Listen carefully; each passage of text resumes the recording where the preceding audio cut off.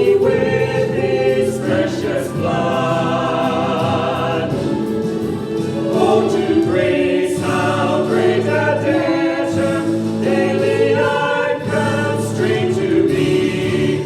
Let thy goodness like a fetter bind my wandering heart to thee. Prone to wander, Lord, I feel it. Prone to leave the God I love. Here's my heart, oh, take and seal it for thy courts above. Here's my heart, oh, take and seal it for thy courts above.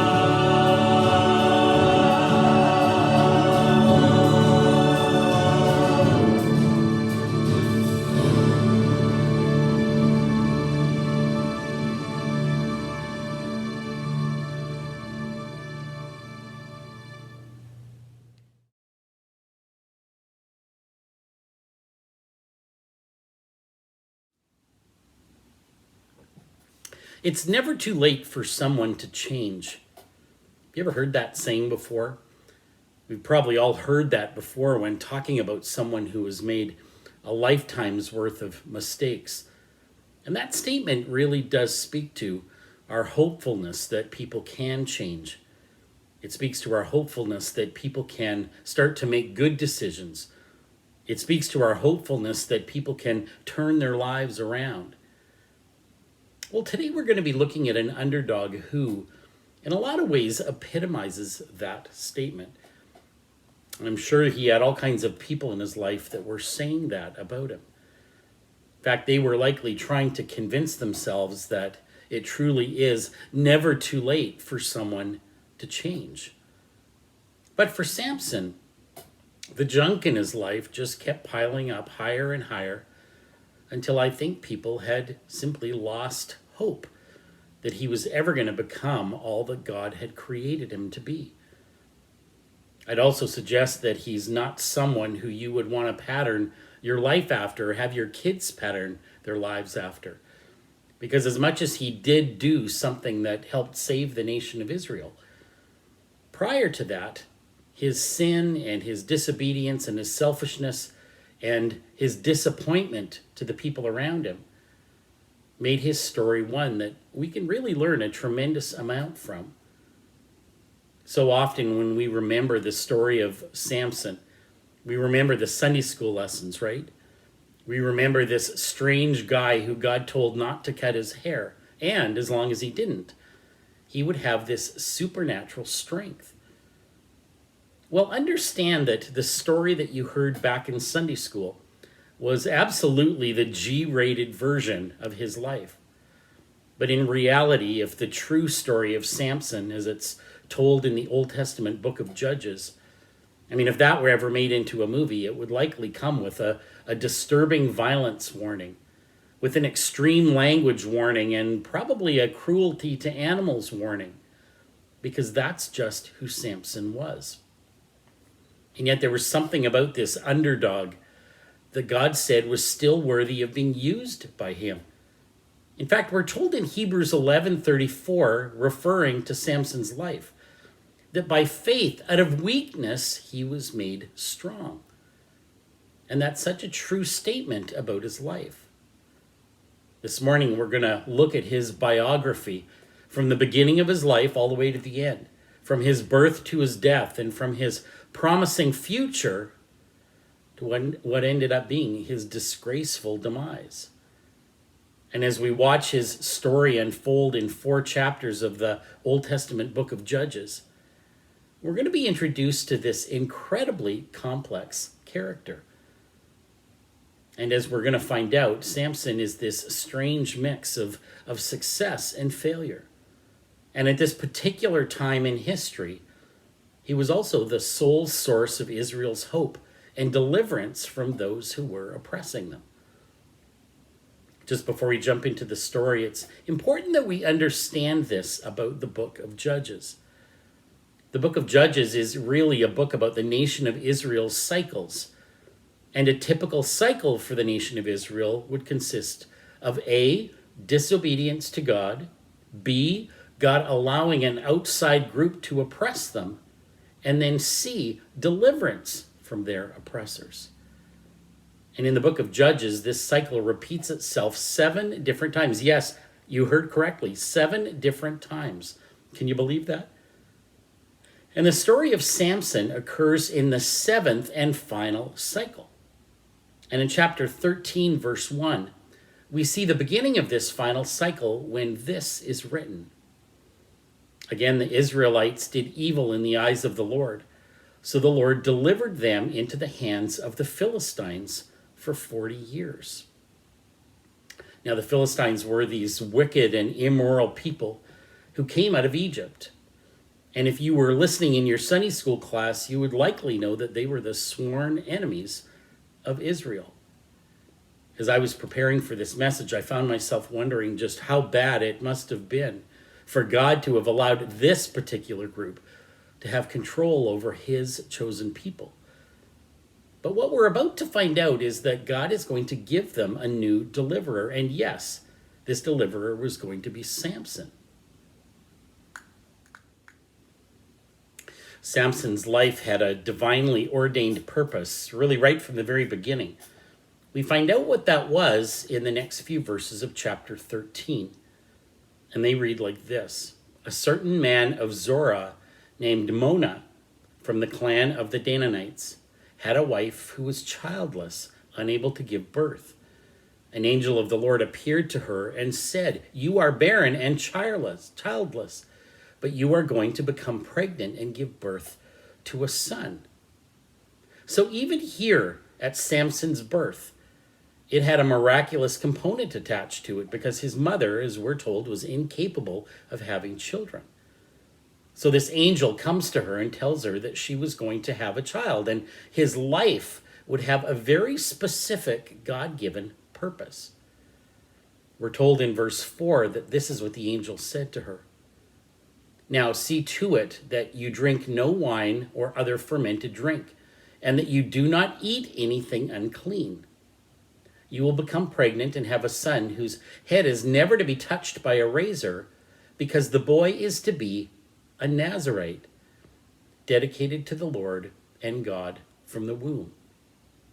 Then the angel really, in a lot of ways, drops this bomb on the mother. He will take the lead in delivering Israel from the hands of the Philistines, is what it says. The book of Numbers describes the 3 components of a Nazarite vow, or the 3 commitments that a Nazarite must keep during the period of his vow. And they were firstly to avoid contact with grapes, vineyards, or the drinking of wine. Secondly, they were never to touch a dead body or carcass of any kind that refers to human or of an animal. And thirdly, they were never to cut their hair. You see, this Nazarite vow is a vow really of separation and a vow of complete commitment towards God. The angel went on to tell Samson's parents that Samson's vow was to be a living example of God's presence to the nation of Israel. And even his name was significant because the name Samson comes from the Hebrew word Shimshon, meaning strong or extra strength. And as we're told, he will take the lead in delivering Israel from the hands of the Philistines. That's what's written about him. So Samson's mission in life was to be this instrument of God's deliverance. And his sole purpose was to deliver the nation of Israel from the Philistines. And this was the firmly established plan of God, even before Samson was born. Verse 24 tells us this. He grew, and the Lord blessed him, and the Spirit of the Lord began to stir him. So even from a very young age, the Spirit of the Lord was stirring inside of him. He was set apart by God for this specific task, and he would be given this extraordinary strength as a tool to help him defeat the Philistines. Well, as we move into Judges chapter 14, we find a more grown-up Samson, and this prodigal seems to be making more mistakes than anything else. In fact, in chapter 14 alone, we begin to see him making all kinds of mistakes. His first big mistake was heading to the wrong place. In verse 1, we read, Samson went down to Timnah. Well, you might be asking, well, what's the big deal about that? But the writer is really telling us two things in that little phrase. Firstly, Timnah was in Philistine territory, about 4 miles from Samson's village. And it was a place that the Israelites were forbidden by the law to go. In fact, his presence there was forbidden by the Jewish teachings of the day. But the verse also tells us something about the decline in Samson's walk with God. Because in this, his first public act, he leaves the house of Israel for the land of the Philistines because he thinks that the grass is greener over there. Which really leads us to his second big mistake, and that was that he was looking for the wrong thing. Notice the rest of verse 1. It says, Samson went down to Timnah and saw there a young Philistine woman. And we all know where this is going, don't we? Verse 2, when he returned, he said to his father and mother, I have seen a Philistine woman in Timnah. Now get her for me as my wife. Now this puts his parents in a very difficult position because they know that it was strictly forbidden by God for them to associate with the Philistines. And yet here he is, here's Samson, the great deliverer of the nation of Israel, wanting to do more than just party with them. He wants to marry one of them. So Samson was looking in the wrong place for the wrong thing and for the wrong reason. The third mistake he makes is that he's rejecting his parents' godly counsel. His parents emphatically try and talk him out of this mistake. In fact, in verse 3, this is what's recorded. They say to him, Isn't there an acceptable woman among your relatives or among all our people? Must you go to the uncircumcised Philistines to get a wife? But Samson again says to his father, Get her for me. She's the right one for me. His parents, they try hard to warn him about the mistake he's about to make. But Samson really doesn't want to hear it. And he blows off his parents' advice. But the mistakes just keep coming. The fourth mistake he makes is that he violates his Nazarite commitment. As the story is told, while Samson is traveling with his parents, apparently making some wedding arrangements along the way, he goes into a vineyard, which, if you remember, is strictly forbidden by his vows. And there he encounters this young lion. But Samson, he wasn't afraid of this encounter. In fact, this is what we're told starting in verse 6. The Spirit of the Lord came powerfully upon him so that he tore the lion apart with his bare hands, as he might have torn a young goat. But he told neither his father nor his mother what he had done. So we're told that his supernatural strength was actually the Spirit of the Lord coming over him, likely giving him the strength that he needed to protect himself. And he literally tears the lion to shreds with his bare hands. It's kind of interesting as I read this part of the story this past week. It's interesting that it records that he told neither his father or his mother what he had done. You would think that a son would be proud to tell his dad of some act of bravery like that, don't you think? But he likely didn't tell his parents because, firstly, he was in a vineyard, which was against his sworn vow. And secondly, because in killing the lion, it meant touching the dead corpse or the carcass, which was yet another violation of his Nazarite vow. According to the Jewish law, Samson had now become ceremonially unclean for breaking this vow. And if that's not bad enough, he does it again in verse 9. This time, Samson is traveling alone and he stops by that same vineyard. And we're told that sometime later, when he went back to marry her, so we can assume that this is close to his wedding day, he turned aside to look at the lion's carcass. And in it, he saw a swarm of bees and some honey. He scooped out the honey with his hands and ate it as he went along. When he rejoined his parents, he gave them some, and they too ate it. But he didn't tell them that he had taken the honey from the lion's carcass. And once again, he broke his vow by coming into contact with a dead carcass. He breaks his vow again in verse 10. In keeping with the Philistine traditions, he threw this huge bachelor party. The word used in Hebrew to describe this party implies that it was a drinking bash. And yet again, he violates his Nazarite vow by getting drunk. At this point, the only one of his vows that he hasn't violated was that of cutting his hair, right? Well, his fifth mistake was that he started to believe that he was invincible. He started to believe that he was Superman. When we pick up the story in verse 11, and on day 1 of his 7-day wedding feast, Samson is partying with his 30 Philistine groomsmen, and he offers them a riddle. And he tells them that if they can figure this riddle out by the end of the week, that he's going to buy them all some really nice new clothes. The riddle involved the honey that Samson took from the carcass of the lion. And the riddle went like this. Out of the eater, something to eat. Out of the strong, something sweet. And for 3 days, his groomsmen tried to figure out what this riddle was. And apparently, it must have been some great clothes that Samson had promised them, because these groomsmen would do anything to get them. We're told in verse 15 that on the 4th day, after not being able to figure the riddle out, they say to Samson's wife, "Coax your husband into explaining the riddle for us, or we will burn you and your father's household to death. Did you invite us here to steal our property?" Or a better translation of that would be, "Did you invite us here to steal what is rightfully ours?" And you get the feeling that this wasn't a friendly game of wits anymore. As you can probably imagine, Samson's wife was terrified at this moment. And we're told that she went to Samson and threw herself at him, sobbing, and said in verse 16, "You don't really love me. You've given my people a riddle, but you haven't told me the answer."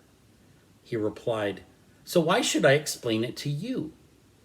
She cried the whole 7 days of the feast. So on the 7th day, he finally told her, because she continued to press him. She in turn explained the riddle to her people.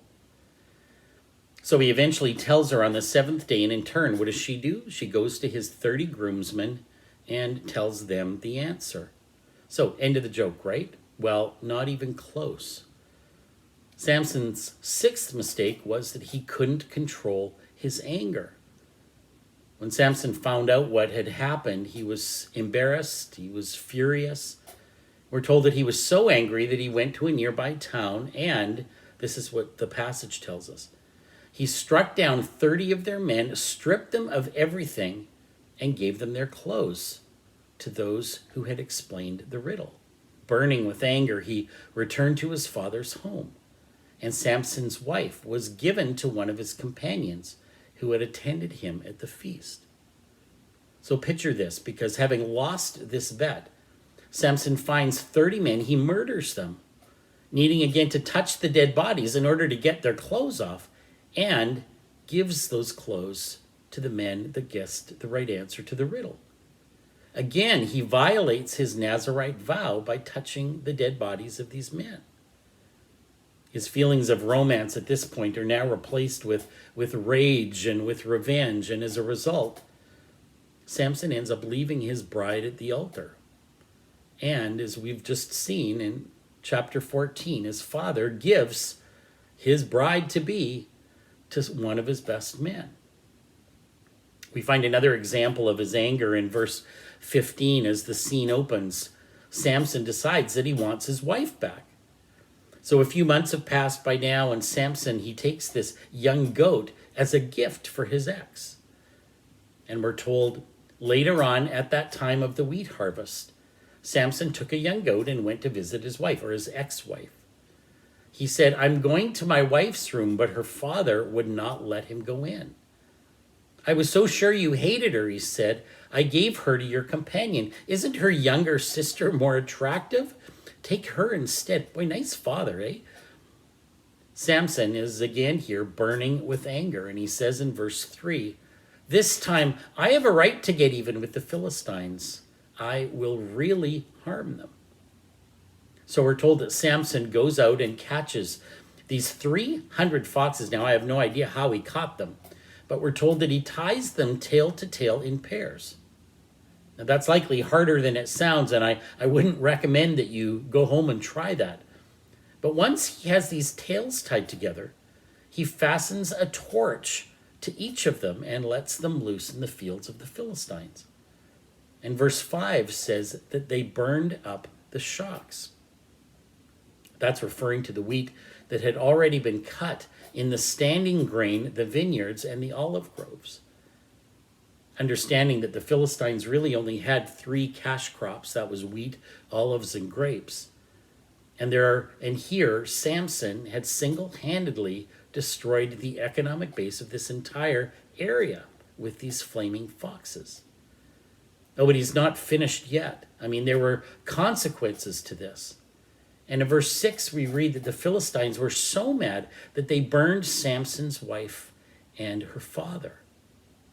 And Samson was again furious. Verse 7 tells us, in fact, that Samson said to them, since you've acted like this, I swear that I won't stop until I get my revenge on you.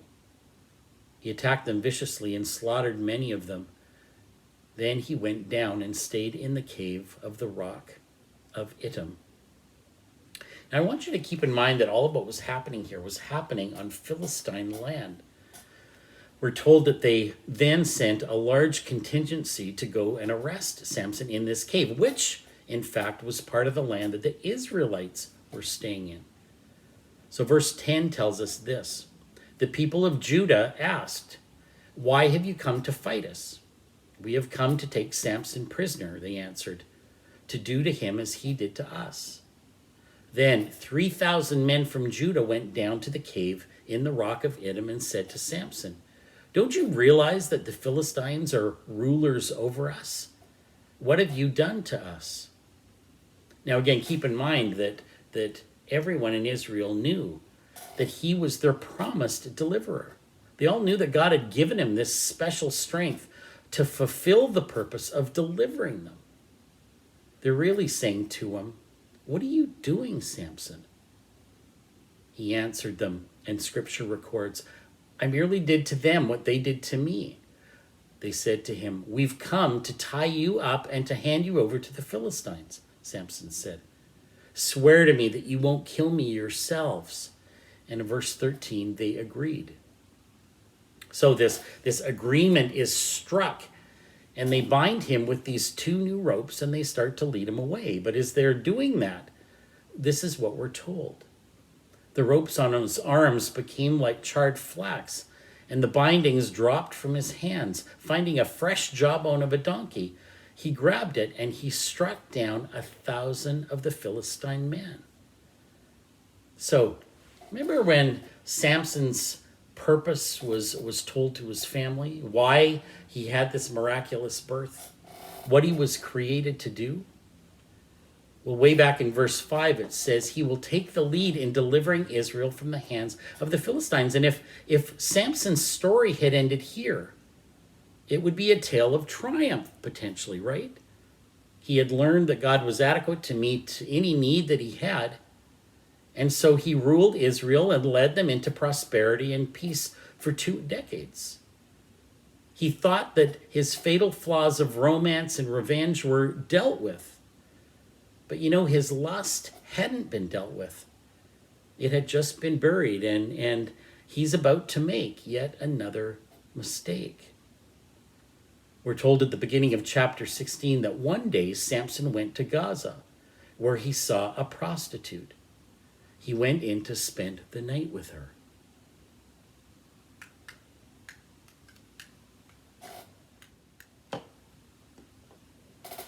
His 7th mistake was that he just couldn't control his lusts. Those lusts that had such a strong hold on him that they controlled him. And his old demons were alive and well and waiting to once again bring about his demise. Verse 2 says, the people of Gaza were told, Samson is here. So they surrounded the place and lay in wait for him all night at the city gate. They made no move during the night, saying, at dawn, we'll kill him. And on one night, it all came crashing down. I mean, call it a midlife crisis or call it whatever you want. But Samson had never really dealt with those old problems, and here they were rearing their head again. The Philistines hated him, and there was no way that he could just arrive in the city and not be noticed. They likely had a contract out on his head, and now in their capital city, here he was. He was again where he shouldn't be and with someone that he shouldn't be with. His eighth mistake was that he was arrogant. We're told that Samson got up in the middle of the night and snuck out of the house. On his way out of town, he rips out the doors of the city gate, puts them on his shoulders, and carries them to the top of the hill that faces Hebron. Now, scholars have told us that this gate or this door would likely have weighed about 700 pounds. So just imagine that. By carrying off the doors of the city gate, Samson was humiliating the Philistines. Gaza was surrounded by this thick wall, which meant that the gate was the main entrance. The gate symbolized the safety and the security of the city. For Samson to take the city gate and to carry it away was his way of saying, not only can you not catch me, but I'm going to destroy your symbol of security. He was arrogant. He carried the doors and put them on the top of a hill, which faces Hebron in the land of Judah. That was where the Israelites were. He put them up there as if to say, I can do whatever I want. He's now feeling arrogant and he's feeling invincible. In verse 4, we read this. Sometime later, he fell in love with a woman in the valley of Shurek, whose name was Delilah. His ninth mistake was a total lack of discernment. Here we are again getting involved in another wrong relationship and giving into sexual temptation. This was the third woman that he had gotten in trouble with, and in all three times it was a Philistine woman. His 10th mistake was believing that he could play with this temptation.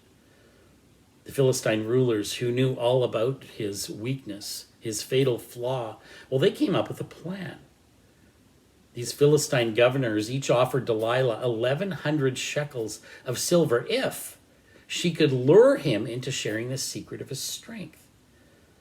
In those days, the average person earned about 10 shekels of silver a year.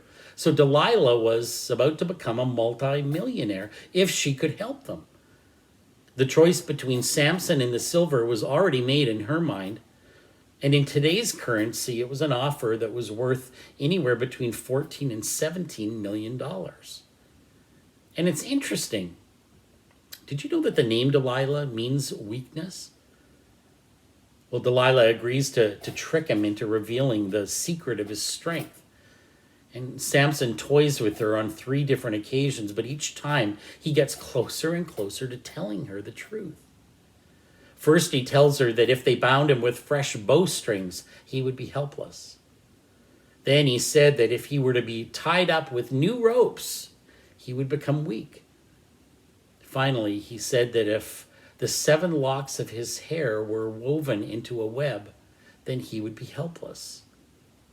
He thinks he's invincible, and he believes that he's strong enough to toy with temptation. Well, his 11th mistake is pride. He finally reveals the secret of his strength in order to save face. And this is what's recorded in verse 15.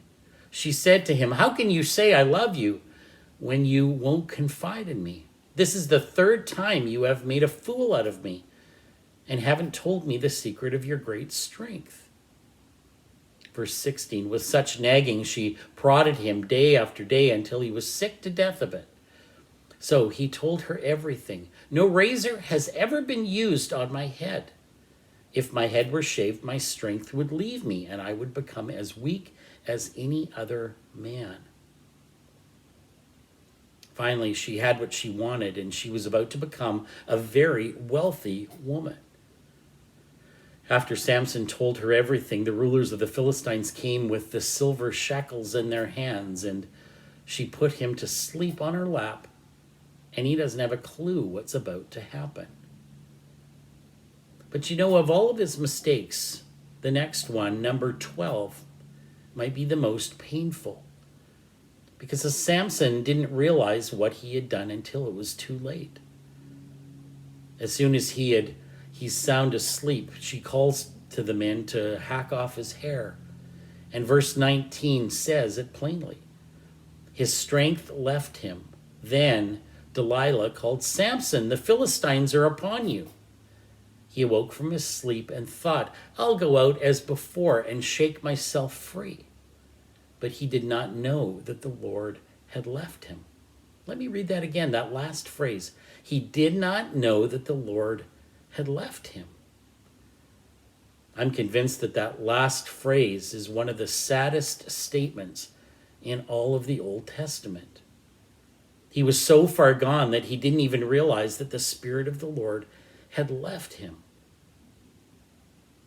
I think that too many Christians slowly drift away from God, and they don't even realize what they've done until it's in fact too late. They don't appreciate what they had until it's gone.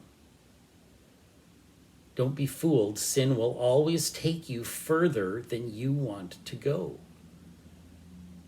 And there's no other way to put this. What happens next to Samson, it's ugly.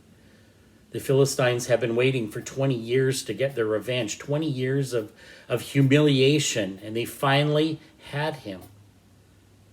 We're told in verse 21, then the Philistines, they seized him, they gouged out his eyes, and they took him down to Gaza. Binding him with bronze shackles, they set him to grinding grain in the prison. So think about that. So first they mutilated him. They gouged out his eyes. They deported him. They took him down to Gaza. They incarcerated him. He was bound with these bronze shackles. And finally, they humiliated him, and they sent him to grinding in prison, which was the work of animals. But thankfully, the story of Samson doesn't end here, because this underdog of faith is about to emerge. We're told in verse 22 that, but the hair on his head began to grow again after it had been shaved.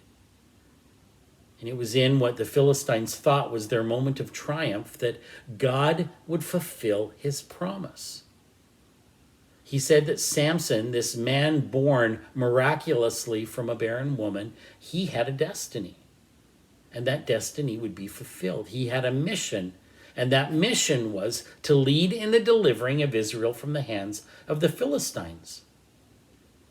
And that was about to take place. We're told that as the Philistines were praising their gods for giving them this great victory, as they were thanking their gods for delivering Samson into their hands, and as they were thanking their gods for protecting them against Samson, it was at that moment that God was going to fulfill Samson's ultimate purpose. We're told that they're having this huge celebration when this is what we're told happens in verse 25. While they were in high spirits, they shouted, "Bring out Samson to entertain us." So they called Samson out of the prison, and he performed for them. When they stood him among the pillars, Samson said to the servant who held his hand, "Put me where I can feel the pillars that support the temple, so that I may lean against them." Now the temple was crowded with men and women. All the rulers of the Philistines were there, and on the roof there were about 3,000 men and women watching Samson perform. And it was now that Samson did something that showed just how much probably those months in prison had changed him. He humbly came before the Lord, and this is what he says. "Sovereign Lord, remember me. Please, God, strengthen me just once more." Then Samson reached towards the two central pillars on which the temple stood, bracing himself against them, his right hand on the one and the left hand on the other. Samson said, "Let me die with the Philistines." Then he pushed with all his might, and down came the temple on the rulers and all the people in it. Thus he killed many more when he died than when he lived. So tell me, does this guy's story sound like someone who is worth modeling your life after? Maybe somebody that you would want your kids to model their lives after? Or, like we talked about at the beginning of this message, is he someone who you would question whether or not they could ever change? You know, the interesting thing about Samson's story is that you might be sitting there listening to this right now thinking that Samson really never did fulfill his purpose, right? I mean, did he ever lead in delivering Israel from the hands of the Philistines as at his birth his parents were told that that's what he was going to do? Did he do that? Well, actually, his actions on the final day of his life did. God in his sovereignty used Samson to fulfill his purpose.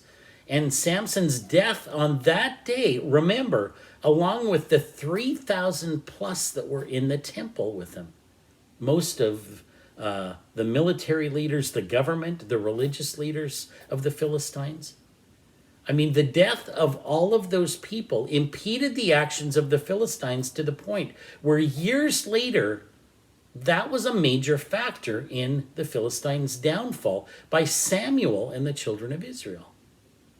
If you have time today, I'd encourage you to read that story in 1 Samuel chapter 7, verses 7 to 14, because it's an incredible story. The Philistines were never able to recover from what they lost that day that Samson tore down the temple. So tell me, is Samson a hero of the faith? Is he an underdog that we should be looking up to? Is he someone whose faith is an example that we should emulate? No, I don't think so. But what is the moral of this story? The moral of the story really has less to do with Samson and everything to do with God. Because this passage and this story is a living lesson in the grace of God. How a man was beaten and blinded and humiliated in his own repeated stupidity. I mean, Samson had reached rock bottom, and yet he turned around only to discover that God was waiting for him. God had been waiting there all the time. Even though he wasted so much of his life and spent so many years away from God, that God that miraculously called him into existence. And yet when it was all said and done, God used him to accomplish what his ultimate purpose was. You know, perhaps the greatest lesson that we can learn from this underdog story is that God would rather forgive people than judge them. And maybe you've shared in some of Samson's mistakes, or maybe you've created some mistakes of your own. A lesson for all of us, and I hope you will hear this morning, is that God wants to forgive you and help you to get back on track because he's created you for a purpose. And my prayer is that you would come to realize the beauty and the power of God's grace, and he will always be there waiting. When you turn around, you will find him. Would you bow your heads with me? Jesus, thank you for this story, and thank you for Samson's life that, Lord, certainly as we've heard about it, none of us would want to emulate.